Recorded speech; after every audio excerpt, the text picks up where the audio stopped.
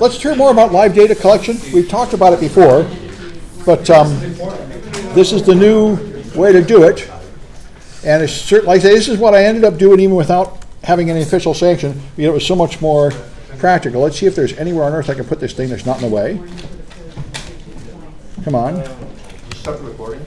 Yeah. All right. So the point of live collection is to get the volatile evidence. Remember, if you turn off the machine, you're going to lose the RAM, the network connections, and all that. You want to get the evidence, but you don't want to just get the whole RAM. Let me interrupt you guys because the people behind you won't be able to hear anything. All right. So you don't want to change the system any more than you have to. All live collection will alter the evidence, and you also don't want to crash systems and disrupt business, but you do want to get enough evidence to proceed forward with the investigation. So here's the times to do it. If you think there's volatile data that's important, which is very common, if you can run it without doing too many changes to the system, and especially if you have to scan a large network with many machines, then live response is very much preferred over the other techniques. There's really only three techniques: live response, an image of the whole RAM, and an image of the whole hard drive. And both of the second ones are very big burdens to collect and big burdens to analyze. So live response is much more professional, and you may remember the bad guys doing it. In the first class, the first scenario, or a big retailer, which, why don't you get that back? It occurred to me, as he said, I got your quizzes, so I know who's here. So we don't really need this. Yeah, that's what we were talking about. That's yeah, well, confused. well, me too. Yeah, there's no reason to. You made it to the quiz. If you took the quiz, I know you're here. All right. So anyway, like I say, the other techniques will take a long time, and there may be legal considerations. Taking an entire image will steal all the data on the system. I know at UC Berkeley, they have a lot of problems on the network, and I was contacting the network administrator there and telling him, and he said, well, because we're the home of free speech and everything, they told us that we can't collect any evidence off a server unless we have explicit permission from every person who could possibly have used that server to let us invade their privacy. And that's an issue. So anyway, yeah. So what gets dumped into the page file in Windows? That's what gets dumped in the page file is random stuff that was in RAM. That was in RAM. And it also goes the other way. Mm-hmm. Stuff that is in the page file left over from before gets dumped into RAM. Okay. So it's actually very disconcerting. And I did a forensic investigation a few years back. I found stuff that I had written 2 years before in RAM because it was going in the page file and coming back.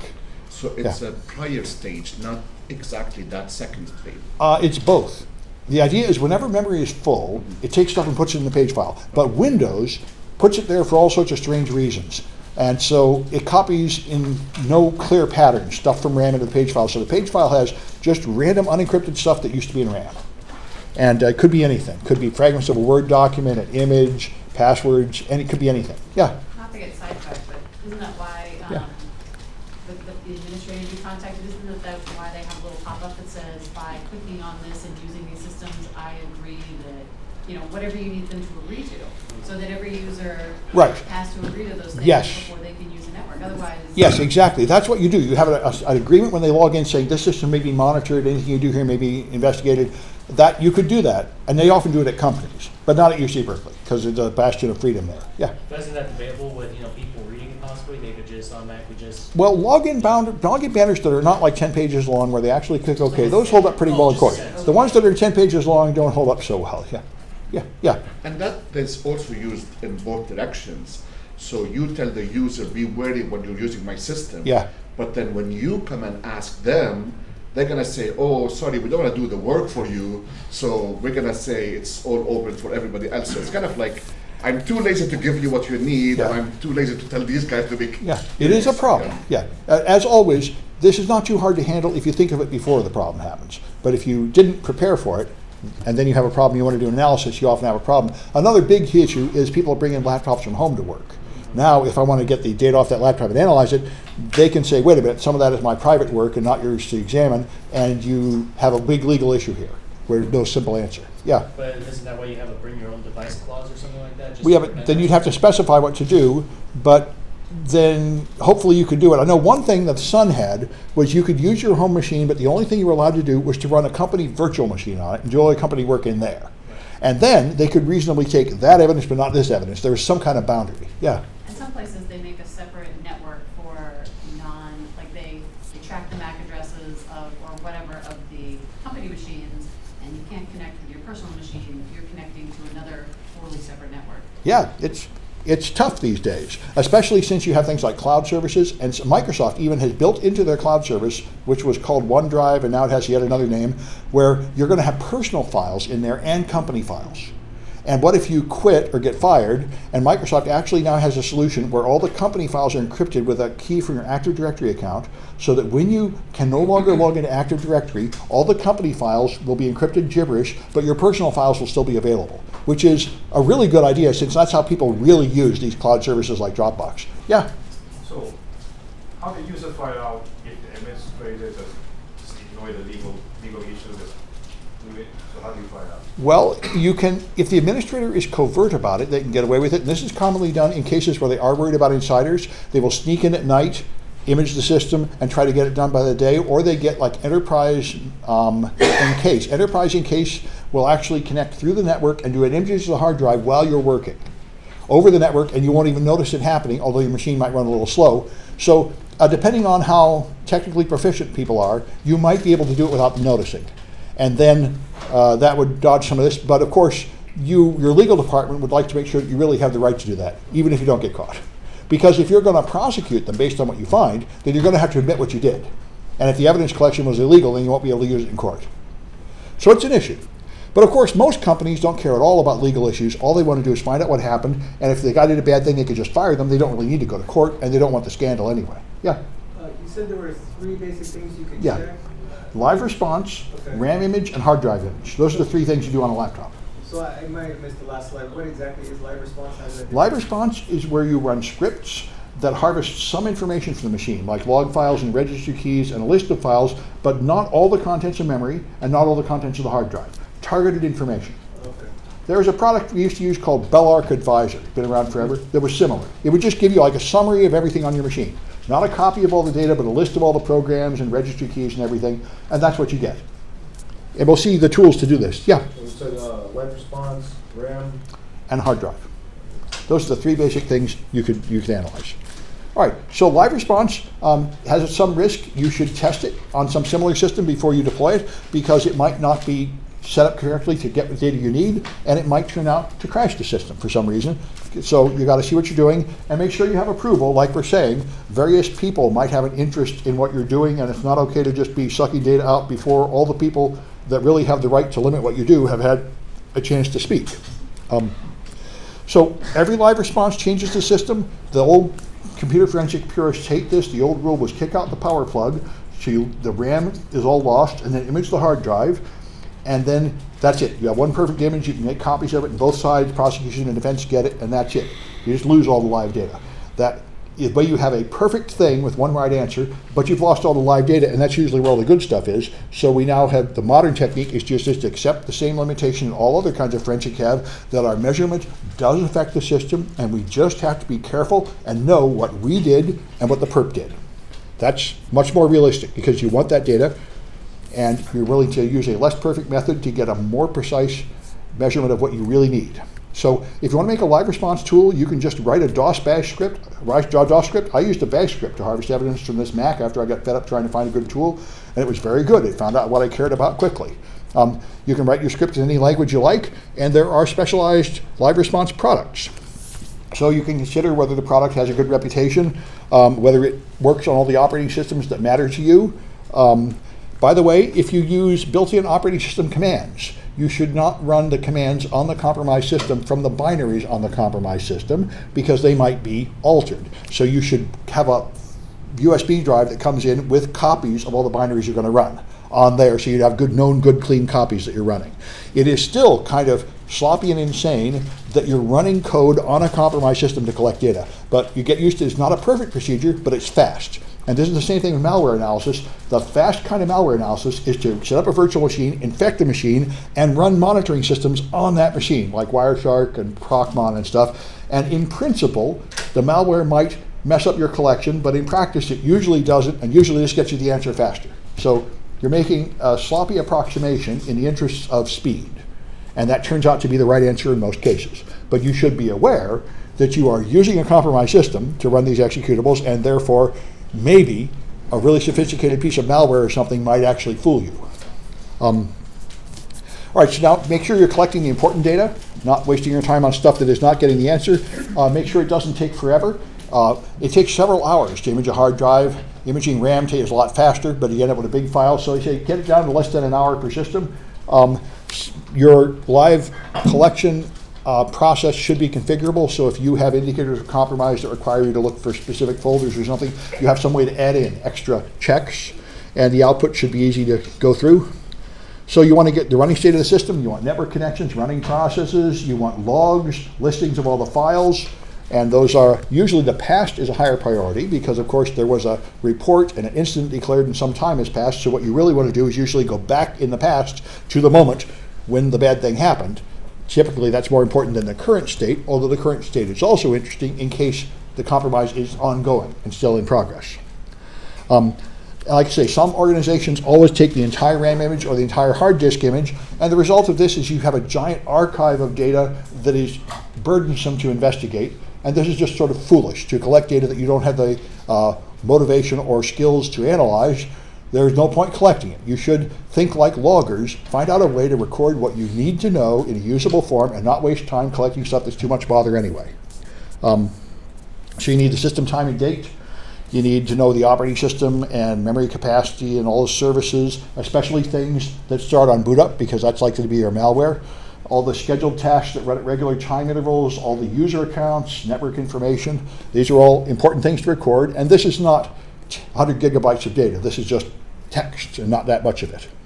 All your network connections, the loaded drivers and modules, open files, running processes, user login history, of course, because that's very likely that the compromise involves somebody stealing a user account and logging into somebody else, and all the available system logs and the file system with all the timestamps so you can see what files were created at the times of interest. So a complete RAM capture is another option, and that's what you did in the first several projects. By the way, I should mention something. I've had a couple of questions, but in case it is not obvious, if you do it, so the way the projects have gone so far, in the first project, you just get some virtual machines going. In the second one, you capture a RAM image of a Windows machine that you have carefully configured to have very little RAM to make it faster and easier, and it's still not that fast or easy. And the next two, you analyze that RAM image. If somehow you did not succeed in project 2 in getting a good enough RAM image, you can download mine here. I made a 7-zip RAM image that you can use for project 3 and 4. So if you didn't do project 2, but you want to do 3 and 4 anyway, then you can use my RAM image there. And that has what you're looking for. So be aware, that's why I put it here. If you are having too much trouble, it's best to make your own image, of course, but if somehow that's too burdensome, I have an image here you can use, so you can do 3 and 4 without having done 2 first. And we'll get more into project 5, which is new.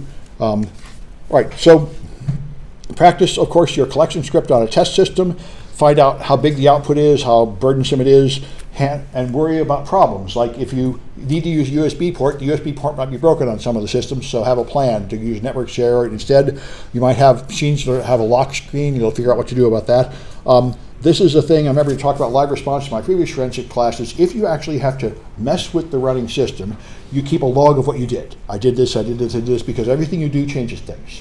And you want to have a record of exactly what you did. Anyway, that's why you try to get it down to where all you do is have a script ready, you put it in the thumb drive, you run that script, you're done. That would be the perfect thing, but in practice, problems always happen and then you have to depart from your plan and you want to have a complete record of what you did. I got very used to this when I was handling really large financial databases. It was a crazy place. I'd have a like $100 million case and I'd be combining 4 or 5 data sources to make this database. And then the phone would ring, and they'd take me off that to an emergency. And then the phone would ring, and take me out of that for another emergency. And then they say, you still have to get that first one done by 5. So I learned to keep a log step by step. I'm doing this step, I'm doing this step, so I could get back to where I started. And that's a good practice. That's what you have to do here. I did this, I did that, I did that. So when you're done, and 6 months later it goes to court, and they say, how did this get there? You can say, I put that there. Here, at this point, that was not the perp. Or you can say, I know I didn't put that there because I wrote down everything I did, and that's not on my list. Yeah? When you ran your back script, DOS, would you have to change the values at all? Well, if everything's perfect, you won't have to change the value, but if something surprises you, then you might have to. Like here, if the USB drive is broken and you have to do something else, then it's going to be different. That's the problem. And of course, things are never what you plan on. That's what they say in the military. They say no plan survives contact with the enemy. Something always goes wrong. Anyway, of course, the systems you're examining probably contain malware, so the data you take off them might contain malware. This is another good thing about live response where you're just getting text. But if you are making a disk image, that disk image will contain the malware, so be aware of that. The media is now infected and could infect other systems, so you have to be careful what you do. Another thing that's fun is if you log into that system, the credentials you type in are being typed into a system that could very well be under remote control of the bad guy. They could be running a keylogger on there while you're getting your evidences. And if that's true, they're stealing your passwords. So you want to be aware of that. So yeah. How would you know if a flash drive's been compromised? Well, you can just erase it completely. That's usually what you do with when you're going to use something like this. Erase it. In files that you don't. Well, you erase it completely and then put on the files you want. But if you copy evidence from a system, then the only way to know if it's infected would be to detect it with antivirus. But it's very likely that the infection was not picked up by the original antivirus, so you just have to be aware it's possibly infected. And this was actually an issue with some of the anonymous dumps. Anonymous or WikiLeaks or somebody published a bunch of data they stole from a corporation, and some of that stuff was infected. I think it was email, and email attachments were infected. And people said they're spreading viruses. They said, well, their email really had viruses in it. But that is an issue. When you're examining somebody's hard drive, you could very well be getting malware from it. That's why you're supposed to be using machines that don't contain other important data, and machines that are not connected to the internet, so if they get infected, they can't phone home. You have to have a clean, isolated analysis environment and be aware that you're analyzing dangerous stuff. Yeah? So let's say if you plug it into another computer and it's already been compromised, as Yeah. long as you don't run anything and you plug into a clean computer, it'll be safe? Not really, no. We did that with Stuxnet. We had Stuxnet, there's malware where just plugging in the drive is enough to get it infected. Now that's not the most common kind of malware. Typically you have to run a file or something, but that's possible. Auto detection. Yeah, so you Plug and play. in that one, it was the DIL that draws the picture of the box popping up. Oh. So it was not even that. Even without plug and play, it would still infect you. So you be aware, just treat it like it's infected and only put it in your special system you use to analyze. There are some USB drives that are write protected, so you could do that, but here you're trying to make a disk image, so you are copying the files onto a drive, So and then you you run do. it from one USB and you copy to another USB. Yeah, or So this you're imaging a hard drive, so you plug in a big USB hard drive and you run some tool to copy it on there. Now you should be aware that this thing here might be malicious. So don't go plug it into machines except your evidence processing machine. And what Mandia says is they have a clean virtual machine to analyze, and they only use it for one case.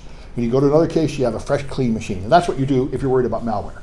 It might infect my evidence machine, but it won't leak to the other case. These are good points. All right, so that's the point here. Media, any media you connect, any files on that thing, you might lose to the attacker. And any passwords you put in there, you might lose to the attacker. So you don't want to do anything unnecessary on the evidence system, install any software or do anything you don't have to do because everything you do changes it. Put everything on removable media. Don't be storing things on the hard drive of the evidence system because any part of the hard drive that you write on, you lose the latent data that you might want, the deleted files there. Don't go exploring around on the evidence system looking for things because you're changing it as you do that. You make a copy and you analyze the copy is the right way to do it. And here's some entertaining horror stories that they found in real systems. One company had a standard procedure where they would copy the response toolkit to a folder on the affected system, then collect data and put it in another folder on the same system, including a whole RAM dump. So they're overwriting the evidence and they're storing it on the infected system, but this is the way they wrote the script at their company. Then another guy had something that would automatically connect remotely, log in with the domain administrator credentials, and then run forensics. So the bad guys are getting those credentials. Then the old-fashioned one, where every time they think something's infected, they pull out the plug and image the hard drive, and that's all they do, because that was what everyone told forensic examiners to do until about 5 years ago. That was the standard collection. Everything else doesn't matter. This is why when you get the cops sell computers. They get all these computers. When they're done, they sell them. You'll get a computer. It never has the hard drive. The hard drive is evidence. That's locked up. But the rest of it, they just give away. Anyway, or they sell. Anyway, so the right way to do live response, you could go to a network share on a dedicated file server. If you're going to do that, you don't want to use domain credentials to connect to it. It should be not part of a domain, and it should have some credentials that are not used anywhere else that are used to connect. You can also have two folders, one that's read-only, containing the tools, and one that's writable, just to contain the data you gather. So they're separated, and so that they can't contaminate your tools. So you browse to the share, run the live response directly from the share, so it doesn't go onto the hard drive, it just goes into the RAM, and then writes the data someplace, like over the network, not on the local system, because you don't want to write on that hard drive any more than you have to. And then you go back to your desk and analyze the live response that you collected somewhere else. You do not analyze in the running system because you're changing things and you can't really trust what you're doing on the evidence system. You have an analysis system that you analyze it with. So there's general tips. Have an air gap for the evidence server so it is not connected to compromised machines. Log and audit access to it. Try to have automated processes, especially if you become a forensic shop and you have a lot of employees. You want to have real standard processes and be real rigid about them, because you have to go to court eventually and testify, we did this, we did this, we did this, and every person really checked off these steps. Otherwise, you don't know that it really happened in every case. And a lot of your live response software typically has to run as administrators. You have to give it local administrator root permissions, and often you have to right-click run as administrator in modern versions of Windows. It won't elevate automatically if it's a custom script you wrote. It only knows to elevate automatically if the Windows operating system recognizes it as a standard kind of installer file. And if you make your own, you might need to do that manually. Yeah? When you say evidence server, you mean the one that's you're doing the investigation on? Or? The one that collects the evidence from the other. The one that's receiving the... Not the infected one. Yeah, not the infected one. Yeah, thank you. All right, and so some computers cannot connect to external media for various reasons, so there are various options. You could bring in your tools on a CD-ROM, you can write them your DVD or network share. You can use encrypted streaming network tools. You'll do this in the Android evidence project. You create a encrypted pipeline. In that case, you don't even think you encrypted it. You could just use a netcat pipeline through like an FTP server and move the files over the network. It's slow, but it does get the files off the evidence system. All right. If you have an unexpected operating system, something weird in your environment, like a Solaris box or something that you didn't expect, then your normal evidence toolkit may not work, and you'll have to perform a manual live response, writing your own scripts as necessary, or even just executing commands one by one on the system, depending on how you have to do it. If you're going to do that, make a checklist of everything and follow it, and if possible, practice. Make a virtual machine that's similar to it to make sure you're ready to go, but you may be just executing commands one by one and writing them down, if that's what you have to do. There's no perfect procedure and there's nothing that's forbidden. You just have to know what you're doing and have a good answer. And if you make a mistake, just record it and keep going. Don't lie about it or cover it up or necessarily try to fix it. Just say, I made a mistake here, and maybe they'll yell at me later, but the fact is, you're doing it, you're changing the evidence, you have to record faithfully everything you did. Anyway, it's really good to automate as much as you can so that humans don't make mistakes and skip important steps.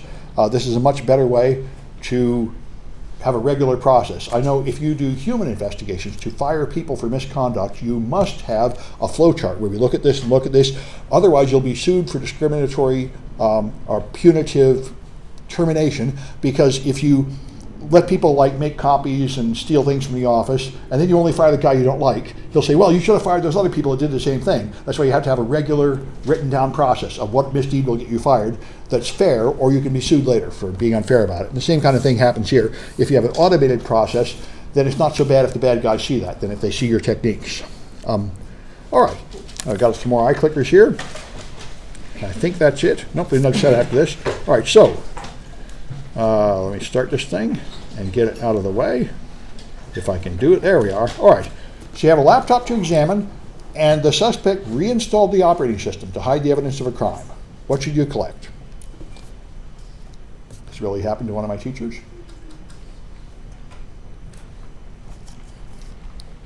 As a matter of fact, at the advice of their attorney reinstalled the operating system. Quit at 40.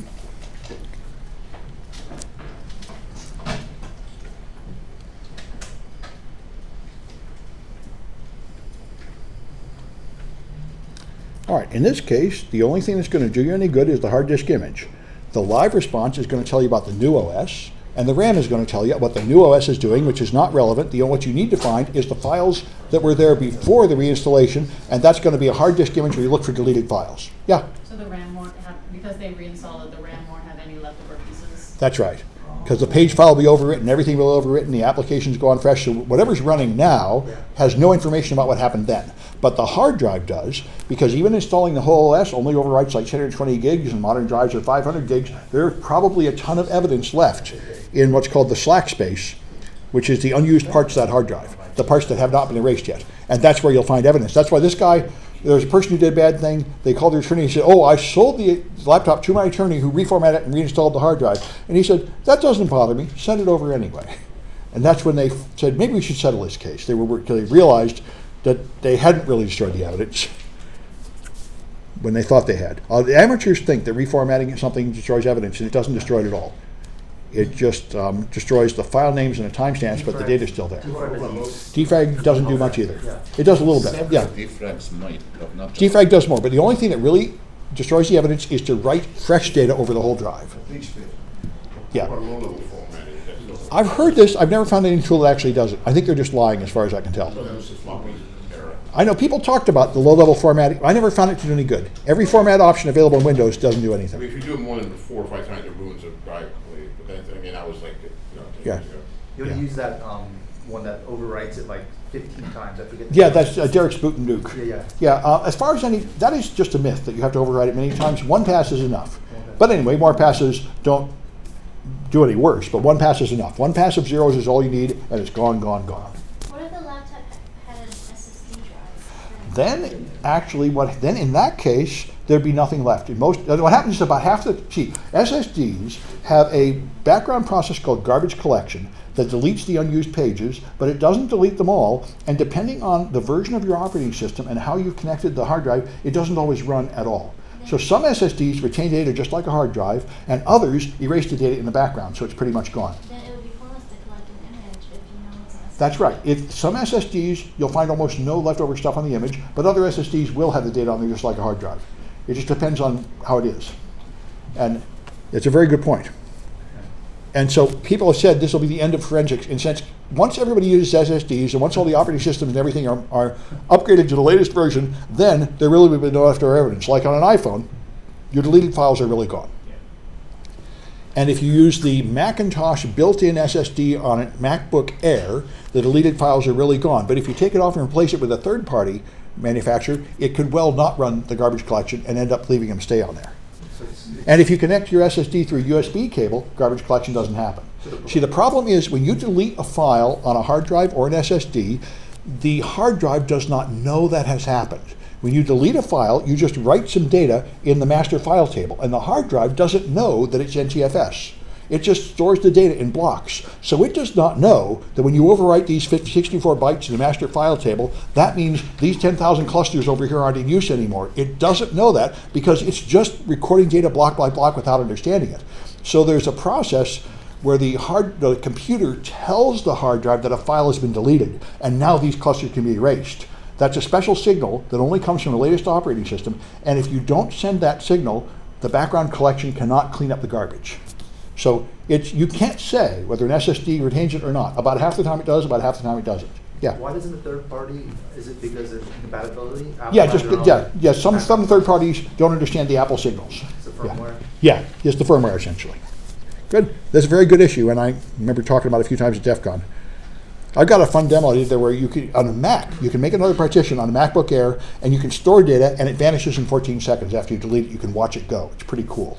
Anyway, I think that was the Corsair drive. Anyway, it is an interesting issue. All right, so you find a machine, and it's got child pornography on it. Now what do you do?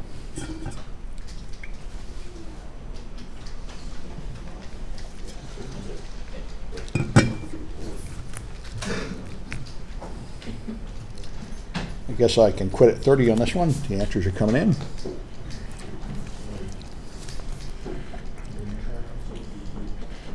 Those are unique entries, so if you press it twice, it doesn't count. If you press it twice, the last vote counts. You can change it until the clock stops. All right.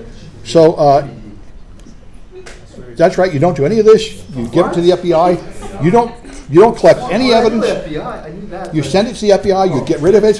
You have to get it out of your hands. That stuff is radioactive. Yeah.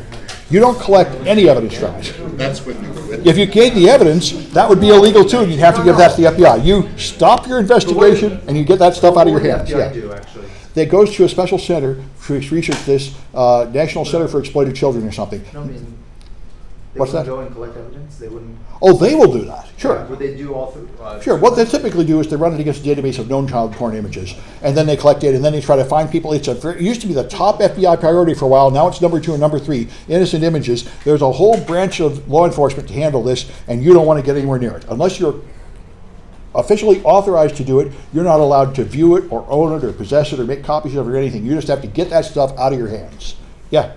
So even the computer is not yours, you can just turn the computer in? You do, absolutely. You see, if you found it, then it's like discovering a murder in progress. It's a serious crime, and even if it's not your property, you found it, you call the FBI, please come and impound this computer, get it out of here, oh my God.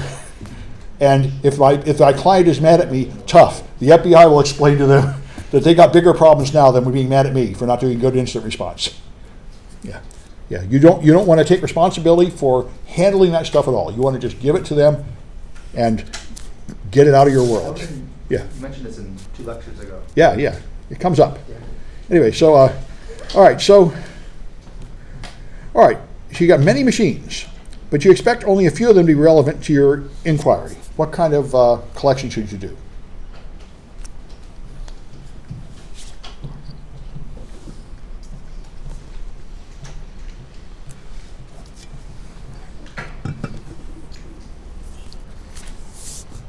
Quit at 30.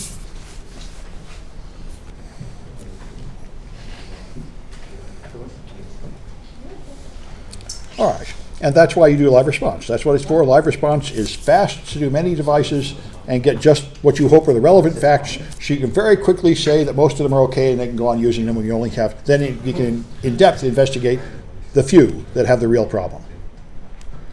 All right. Why would you want to do anything if you captured network path captures and look back at captures during a certain time period? You could try that, but in fact, I've tried that. I did that myself. And when you do network captures, it's like hard disk images. It's a really big block of data that's hard to analyze. Logs are so much nicer. No, that's why you need like a SIM. Well, I worked on. So sorry. Yeah, that's what a SIM does. A SIM boils it down to more manageable stuff. Yeah, like Splunk. Yeah.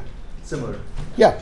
Anyway, so here's one with large monetary damages, and you think it's going to end up in court, and you want to make sure to preserve all the evidence. So then, what would you do?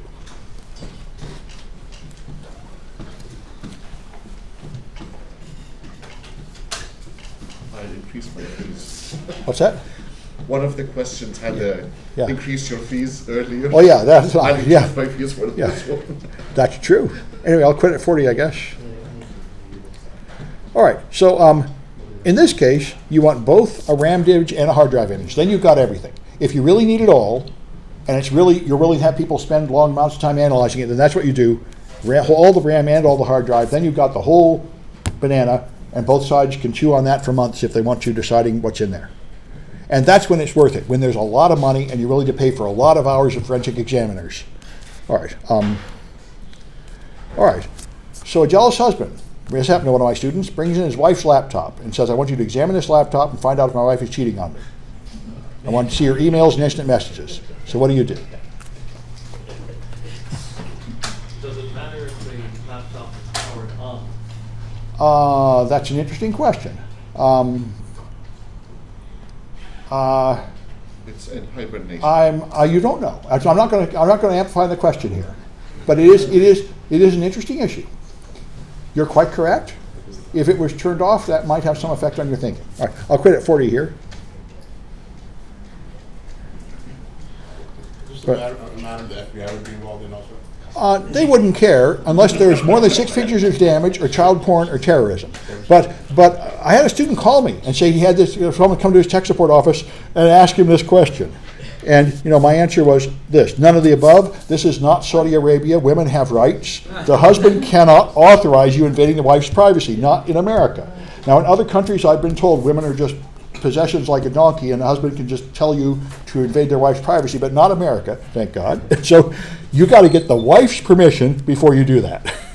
Anyway, so that's the issue we talked about before with servers. You got to have permission of whoever owns that data. But what happened to Ashley Madison? That was Well, hacked. they got hacked twice. Right. And they promised to keep people, well, what it turned out is, it was just an FTC issue. See, the FTC, the computer crime laws are very weird, but the one law that has been around before computers is if you promise to provide a certain service to people, you have to live up to what you promised, and the FTC will punish you for that. And actually, Madison did promise that you can cheat and you won't get caught, and then they let themselves get hacked and leaked out all the data, and they got sued on that ground. You promised to protect the data, and then you didn't. Yeah? But, I mean, if people are married, they have communal property, so the husband owns that laptop too. That's possible. So if the husband wants to, one thing that would be an exception, if the husband could somehow go to court and get a court order saying, I have the authorization to see everything on this laptop. But if they've both been using it, it is not the computer technician to decide whether they have the legal right to examine it. I need to see a court order. Yeah. If it's her private, never used by the husband or seldom used Yeah. by the husband, she Yeah. has the right for privacy. I would think so, yeah. So that would- And I think he said that he had the administrator password and therefore he has rights to the data, but that is not, you don't know that. You could very well end up being sued for having done something based on his word. If it's not his machine alone, then he's not enough authorization. Yeah. Well, it's also a civil matter, so on that, you could do it if you wanted to. You know, it's just, you know, and there's still probably no laws out that the husband will break. It's just more about ethics. Oh, well, but you could end up getting sued by the wife. Oh, yeah, you could, Later. but still. And also, another issue, of course, is in this kind of case, there often follows a violent crime after you hand in the evidence. And that could be more than just a civil matter. Yeah, that could. Yeah.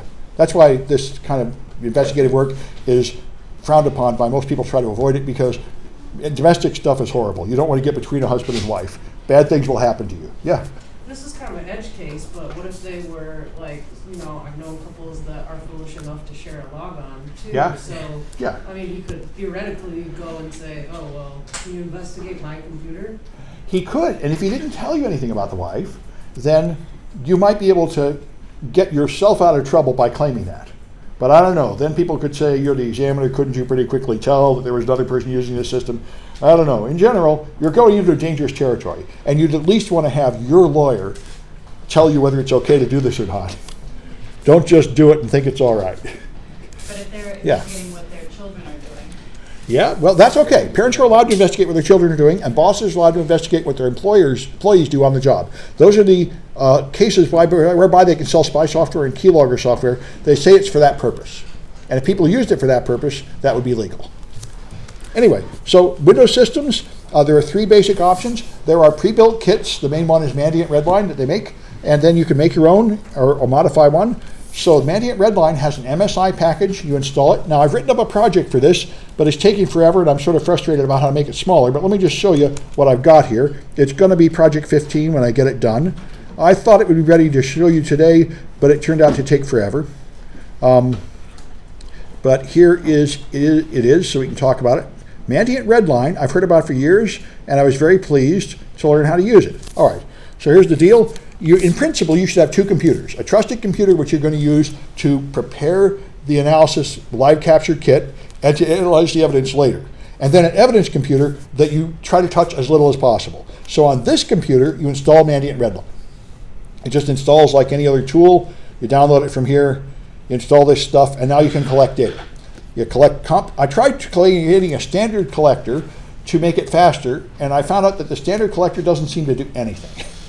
It's like an empty box. So their tutorial said to make a comprehensive collector, and I ran it, and it was still running when I got here, like 30 minutes later. So that was annoying too. So anyway, I'm working on that. But anyway, you create a collector on a thumb drive. You put it in a thumb drive, you browse to the thumb drive, and create a collector, and that creates a script on your thumb drive. Then you eject it, move it over to the other machine, and I'm rewriting the project so you just do it on the same machine to make it easy because we only have one machine. I was going to use two machines, a Windows 2008 and Windows 10, but Mandia and Redline will not run on Windows 10.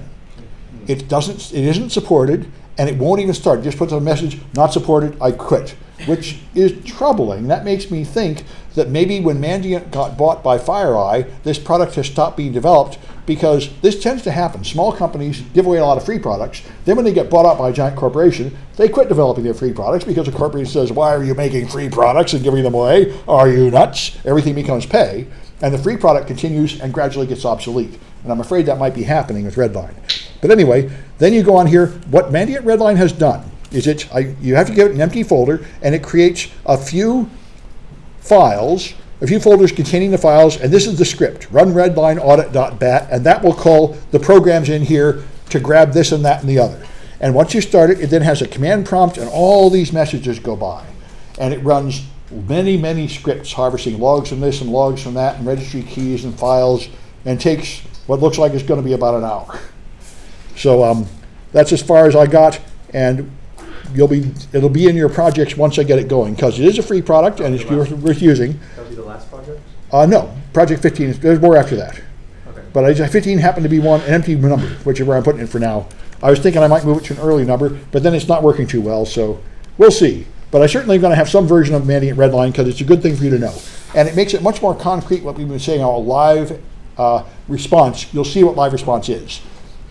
Anyway, so that's the game. It creates this Redline collector, and the only thing you do is run that batch script on the evidence system, and it collects a bunch of data, puts it on a thumb drive, you take it out, and that's it. That's all you do to the evidence system. Yeah? Now, out of curiosity, you said it doesn't work for Windows 10, but what would you recommend for Windows 10? Out of curiosity? Well, one thing I've done before is just modify the scripts and this sort of thing to not pay attention to the fact that it's Windows 10. That's a pretty sleazy thing to do. Yes. Well, but the official thing from the book would be make your own tool with MS-DOS batch files or something that does all the same steps. There doesn't seem to be much in the way of a good commercial product available. So you can make your own. You can make your own toolkit by just writing a script in whatever scripting language you like MS-DOS batch, or these days probably PowerShell or Python or Perl or whatever you've got. So just write a series of commands that take what you want. The main thing is MSI query is the general command that will get information off a system, but there are many others. And here's the common built-in tools. There's date and time to get the date and time off the system. There's system info to tell you general information about the OS. There's net user and net group to tell you about local accounts. There's ipconfig, route, ARP, and ipconfig/display DNS to get all the network information. And you just have a list of all these commands, piping them into some output file, and you'll get all this information off the system. There's free tools you can use. Here's one that does network connections, and ones that do auto runs is really cool. Auto runs is, I think, a sysinternals tool, and that finds all the things that are automatically restarting, which is very good for finding malware.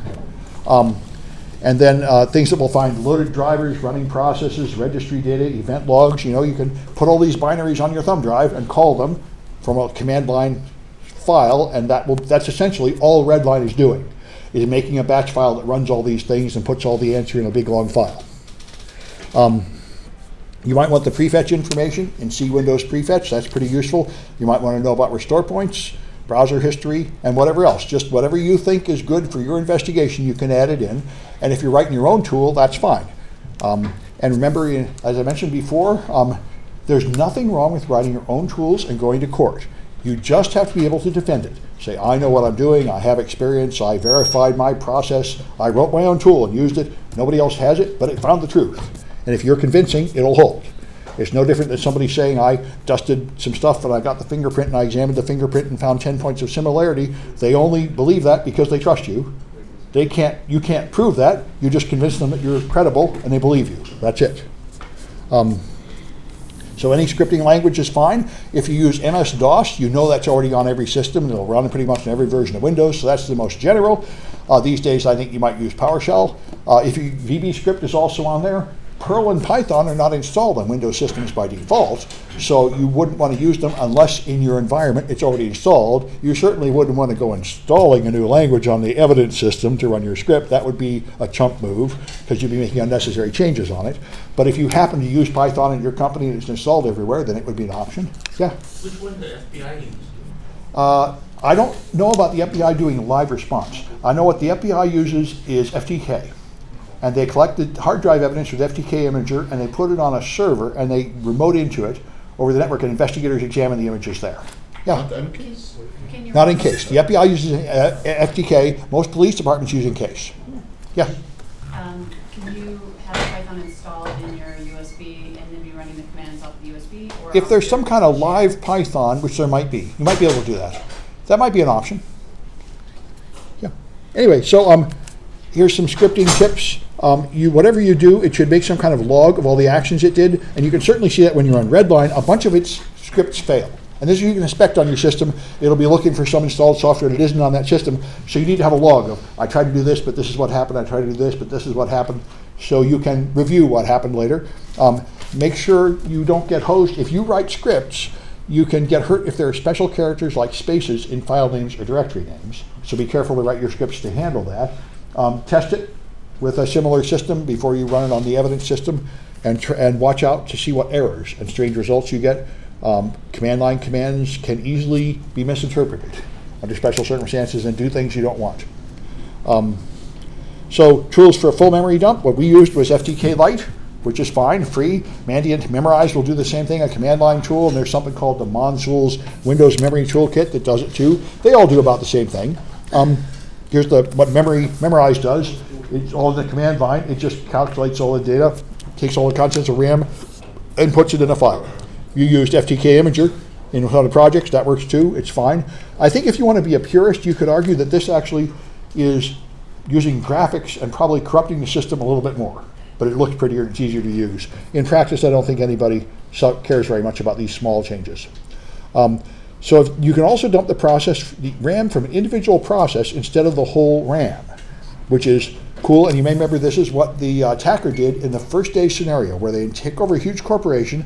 They spent months digging into it until they found where the credit card numbers were. Then they captured a RAM image from one of those machines and snuck it out, and then did nothing for 2 days. And then 2 days later, they perfected a tool that would infect the cash handling machines, the credit card handling machines, and go to the process, dump the memory, and take just the credit card numbers and send them back alone, not the whole RAM image. And that's what you're doing here. You might want to make a tool that looks at just one process's RAM, or even just some of the data from one process's RAM to get the thing you care about. So Memorize can do it, User Dump and Proc Dump can do it, and there's another one that can do it. And this, I might as well mention, this came out in the news. There was a report that came out last week of a security flaw in Teamviewer. And It's been hacked before, isn't it? I don't know if Teamviewer's ever been hacked, Okay. but it might have, but here's the, I mean, it wasn't deployed for everybody to upgrade it, let it, you know. yeah. But anyway, here is the official report. Teamviewer local credentials disclosure. This guy found out that if you dump the RAM on a machine running Teamviewer, you can find the username and password to get in. And I said, well, this is stupid, because I did this at DEF CON and Hope a few years ago for other things, like passwords and browsers. But the point is, Teamviewer works like this. You run this thing, and your username and password is on the screen here, so you can call your tech support guy and read these numbers to him. He types it in and takes over your machine. That's how you're supposed to use it.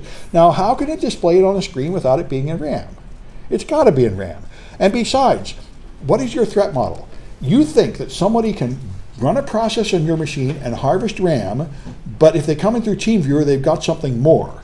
And if that's not true, all Teamviewer does is let them use the machine as if they were at your keyboard. So this is stupid. This is a flaw that is not a security problem. If you've already got access to the machine, you can regain access to the machine through Teamviewer. You could just look at what's on the screen and have that too. So anyway, but the point is, it does make a good project. So if you want to do, I made this project in your class. I think I made new project 5. Use proc dump. What you do is you go to Task Manager and find the process ID for the Teamviewer process, and this one was 2296. Then you can do proc dump of just that one process, and that gives you a much smaller file.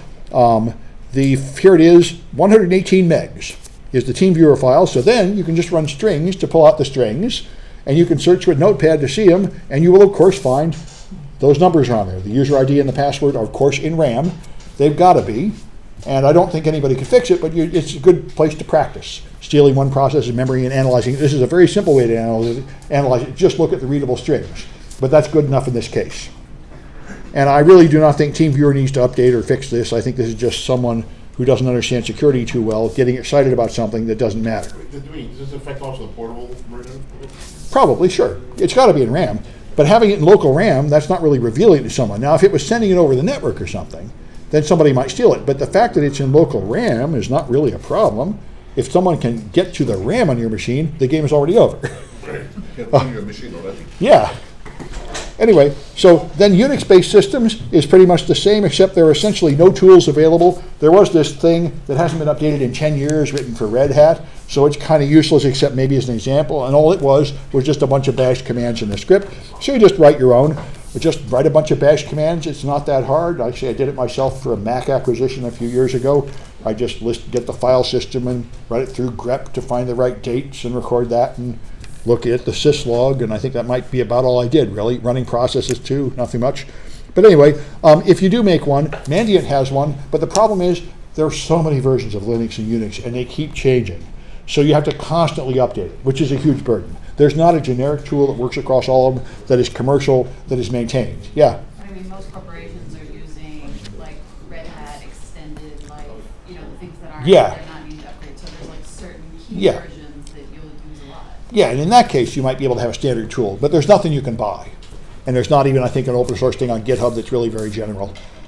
So choose the language you like. In Linux, you typically do have a bunch of these languages installed by default. So you could use any of the shell scripting or Perl or Python, write down whatever commands you like. Apple has a thing called System Profiler, which I ran, and man, this thing gives you a gigantic list of everything on your system. So first it gave me applications like Microsoft Word, and then it gave me it found things inside the virtual machines I had installed.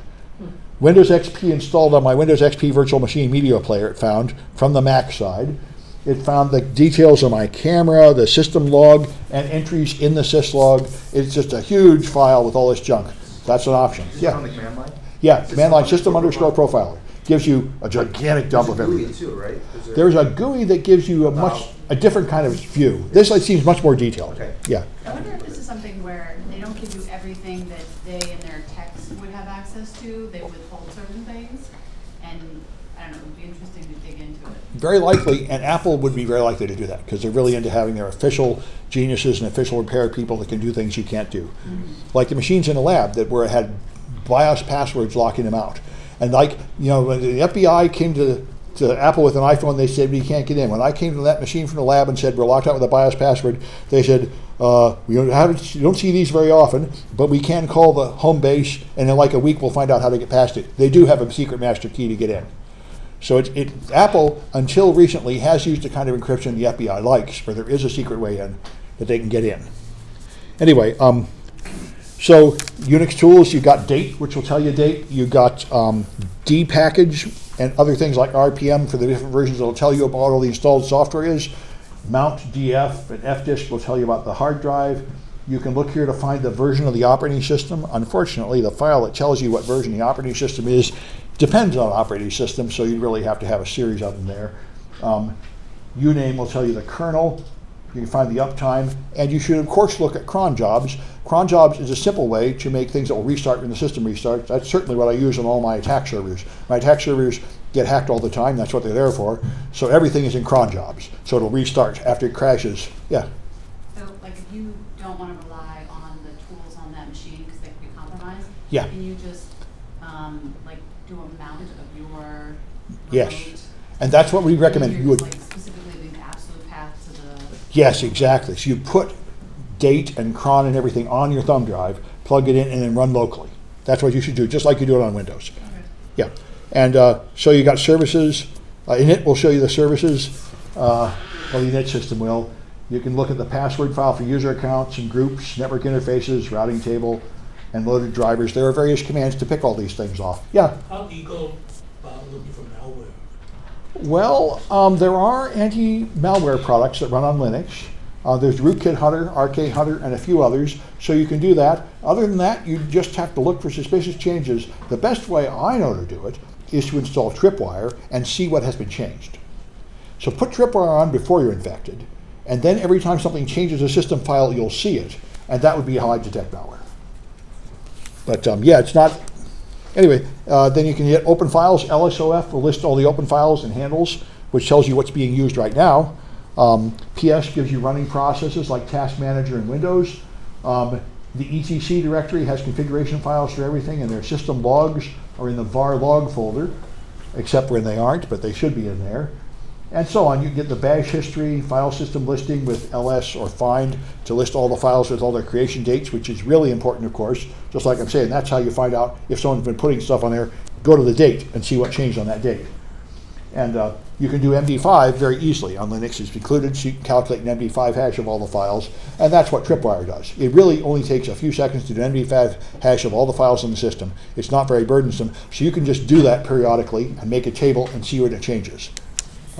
That's what Tripwire is. Anyway, so to collect RAM is kind of a pain. It used to be that all Unix systems just had a device for RAM, like they have dev/SDA1 and SDA2 for your hard drive partitions. They had dev/mem, and that was the memory. And then, of course, all the hackers found, well, I could just steal passwords out of memory and tamper with memory and jump over code and everything else. So now they have, for security, they had to make it so you can't just access memory raw, arbitrarily, and that makes it hard. So you have to add a kernel module to make this possible, and one of them is Lime. The Linux memory extractor.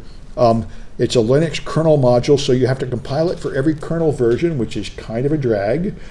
But once you've got it in there, it can then alter your kernel to make it possible to directly access the memory, which, by the way, it seems to me would be a security flaw. But anyway, I guess you only install this to take the image, not for normal functions. By the way, there's DD that makes direct duplicates of anything on Linux to make a hard drive or a memory image. And there's this DCFL DD, which came from the Digital Computer Forensics Lab, which is just DD, which then calculates an MD5 hash and stores it with it, and then verifies it. So it's a little bit nicer than DD alone. And this chapter, by the way, makes a big deal of saying you really should be storing an MD5 hash with every kind of evidence you collect, so you can verify it hasn't been altered later. And they fault tools that fail to automatically create these hashes at the end of everything, because then you end up with a text file, and when you go to court, you can't prove easily that that text file hasn't been altered. There ought to be a hash to prevent that. And if you want to be real pedantic, it ought to be a SHA-256 hash, but the book uses MD5 for everything, and it is the standard in forensic work. It is possible to fool an MD5 hash, but it's not very easy, and it will not happen by accident. It'll only happen by a malicious attacker putting quite a lot of time into it. Anyway, you can collect from Apple X. Memorize will run on the Mac. Mac memory reader seems to be gone. The website's down, the company's gone. I had projects a couple of semesters ago in this class with it, but it appears to be gone. So Memorize, the command line tool will do it. Memorize dump will dump the contents of Mac RAM. I would be interested to see how well it works on modern Macs, because about 2 generations ago, Apple started compressing RAM. So you cannot use strings against a RAM image anymore on a Mac. You have to somehow unzip the RAM. And I wasn't aware of any free tool that would do that, and I wonder if Memorize will do it either. So it'd be kind of fun to open a text editor on Mac, type in stuff, take an image, and see if you can find it. I'm suspecting you won't find it. You need an expensive tool to unzip the RAM. But anyway, if you want to pay money, Black Bag makes expensive forensic tools that really work on the Mac. And you can use G-Core, which is part of GNU Debugger, to get individual process dump by process ID down there. This will dump the memory for just one process. All right. So I got the last batch of iClickers here. Yeah. How different is it unzipping the RAM than it is unzipping? What's that? How different is it unzipping the RAM? Unzipping the RAM? Unzipping a hard drive. Well, I think it's a similar giant zip algorithm, but I don't quite know how it works. Apple figured this out. See, Windows machines have a problem. Like if you have 8 gigs of RAM and you open too many apps, it doesn't have enough RAM, so it's putting it all in the page file. And that slows you down. Whereas Mac figured, if you run out of RAM, just zip the contents of RAM, and then you can keep using the RAM longer, which no other major OS has. And I don't know exactly what algorithm they use for that. I don't know if it's just plain old PK zip or if it's something goofy. But whatever it is, it means a raw image will not have data you can read in it right away. And all the tools I've seen that have figured this out, because Apple doesn't publish this stuff as far as I know. You have to get it by reverse engineering. And so all the tools I know that can handle this are proprietary and expensive, at least as of a couple of years ago. There's a great lack of free tools that run on the Mac. As you know, Mac people have spent a lot of money for their computer, and they're in the habit of spending a lot of money for all their software, and very few people bother to make free stuff for the Mac. In the Linux and Windows world, this is common, but on the Mac, there's usually not much free. And Apple keeps changing stuff in every version, so almost all the free stuff usually only works for several versions back. Anyway, a few more iClickers. So, all right, which one of these works only on the Mac? Yeah, it's dead? Yeah. Let me see. Sure is. Okay, I'll make a note. You get 1 point. Because you didn't have a fair chance. Thank you. All right. I'll quit at Looks like 30 will do.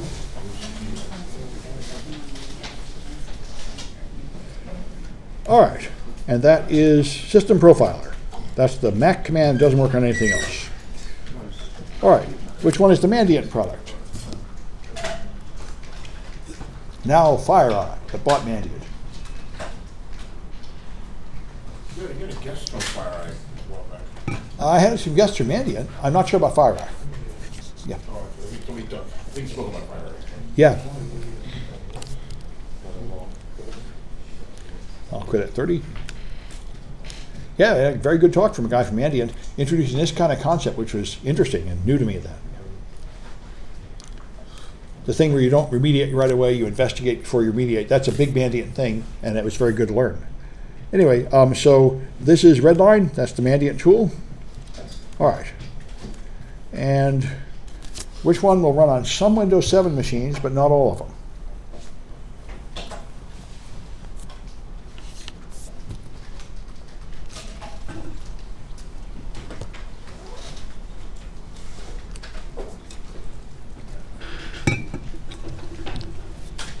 All right. I'll quit at 30.